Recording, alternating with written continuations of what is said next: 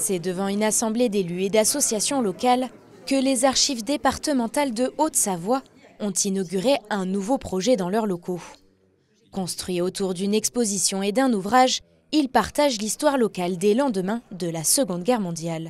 Nous sommes dans le cadre du 80e anniversaire des faits de résistance, de l'attaque des Glières et d'un département qui a été un département martyr, puisqu'il y a beaucoup de résistants qui ont perdu la vie, mais il y a aussi beaucoup de civils et des villages martyrs qui ont subi la répression. Et donc c'est important au moment où on s'éloigne de plus en plus de cette époque-là, que sans cesse on fasse vivre le devoir de mémoire. On leur doit à ceux qui sont morts. C'est aussi la transmission du flambeau, parce que derrière nous, il faudra qu'il y en ait d'autres qui prennent la suite.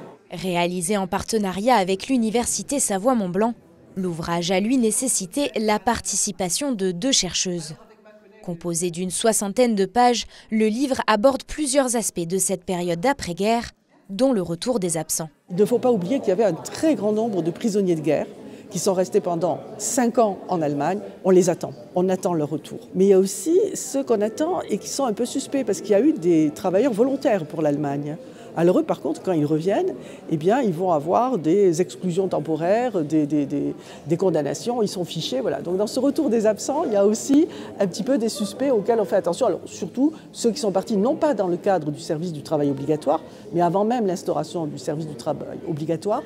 Alors il y en a qui sont partis pour des raisons économiques, mais voilà, ils sont partis de leur plein gré. Composée d'images et de documents, l'exposition, elle, permet de découvrir l'histoire de la Haute-Savoie et de ses habitants, depuis l'armistice jusqu'à la naissance de la 4e République.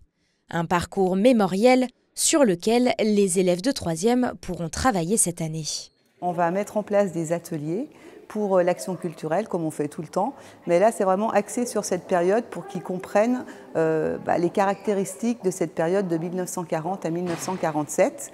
Donc il y aura des parties en demi-groupe où on va leur expliquer les documents, ils vont visiter les différents panneaux de l'exposition. Et pendant ce temps, un deuxième groupe va faire des choses plus dynamiques, avec par exemple, ça peut être la réalisation d'une frise chronologique, voilà, pour qu'ils comprennent bien les différentes étapes et toute la complexité de ces années de 40 à 47. Outre le volet pédagogique, l'exposition reste aussi accessible gratuitement au grand public sur les horaires d'ouverture des archives.